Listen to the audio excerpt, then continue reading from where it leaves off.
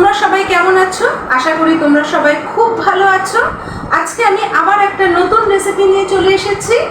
রেসিপিটা শুরু করার আগে যে সমস্ত নতুন বন্ধুরা আমার চ্যানেলে আছো তাদের কাছে আমার একান্তভাবে অনুরোধ, আমার চ্যানেলটাকে সাবস্ক্রাইব করে আমার পাশে থেকো। আর যে সমস্ত বন্ধুরা অনেক আগে থেকেই আমার চ্যানেলটাকে সাবস্ক্রাইব করে রেখেছো তাদেরকে জানাই অনেক অনেক ধন্যবাদ।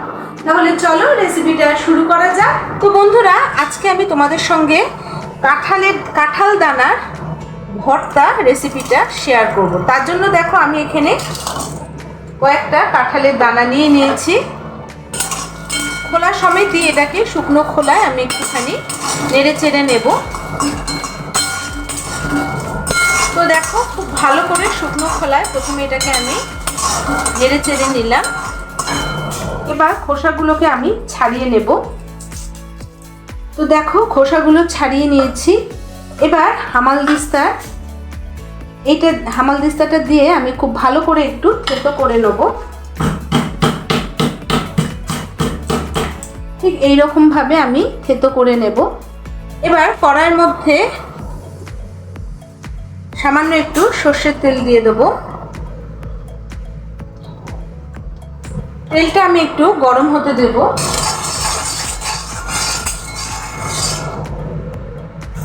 আমি টুকরো টুকরো করে পেঁয়াজ কেটে নিয়েছি, দেখতেই পাচ্ছ। পেঁয়াজগুলোকে এখন আমি দিয়ে দেব। একটু লাল লাল করে ভেজে নেব, যাকে বেরেস্তা বলে সেই বেরেস্তার মতো করে ভেজে নেব। এর সঙ্গে দিয়ে দেব আমি 2 কোয়া রসুন।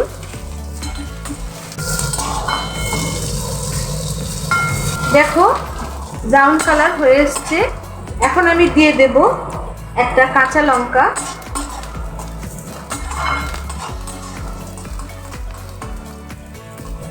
থেতো করে রাখা কাঁঠালের দানাগুলো এখন আমি দিয়ে দেব।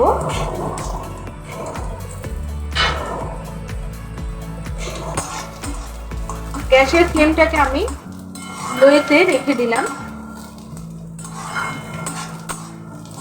সামান্য একটু চিনির গুঁড়ো আমি এখানে দিয়ে দেব, খুব সামান্য পরিমাণে।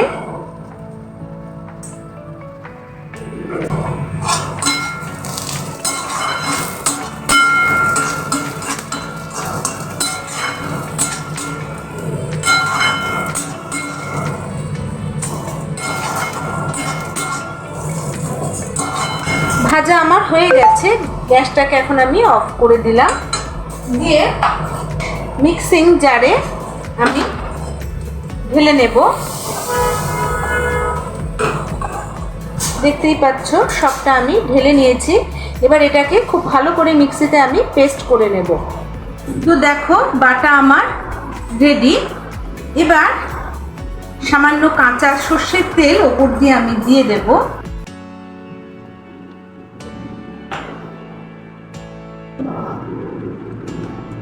দিয়ে একটু ভালো করে আমি মেখে নেব।